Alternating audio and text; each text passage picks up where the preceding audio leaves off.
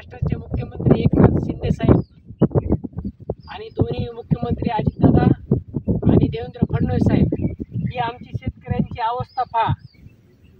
आम्हाला कोणतीच योजना नको आहे आणि जी योजना तुम्ही देतात त्याची आम्हाला एक रुपयाही भेटत नाही। आणि परभणी जिल्ह्याचे पालकमंत्री बनसोडे साहेब आणि परभणी जिल्ह्याचे खासदार साहेब आणि आमचे गंगाखेडचे आमदार साहेब रत्नाकर गुटे साहेब ही आमच्या शेतकऱ्याची बघा ही परिस्थिती कशी झालेली आहे, पूर परिस्थिती आहे।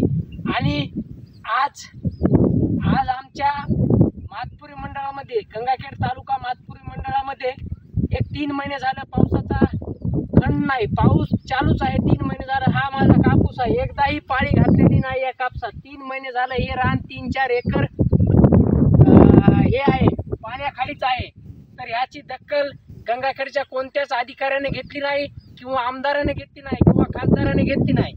तर एकच आमच्या गंगाखेडच्या आमदाराला विनंती आहे की आपण आम्हाला न्याय द्यावा आणि आमच्या शेतकऱ्याला कर्जमुक्ती द्यावी आणि परभणी जिल्ह्याचे पालकमंत्री साहेब हे आमच्या पिकाच्या नुकसानाची भरपाई द्यावी आणि लवकरात लवकर आम्हाला कर्जमाफी द्यावी आणि आम्हाला कोणत्या योजनेची गरज नाही।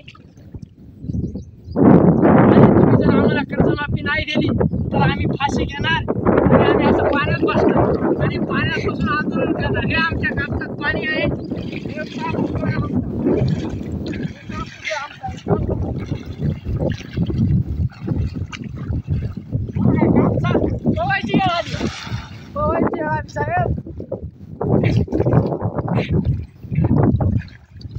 तुम्हाला विनंती आहे साहेब, जर आमची कर्जमाफी नाही केली तर आम्ही चांगले आंदोलन करू। एबीपी माझा, उघडा डोळे बघा नीट।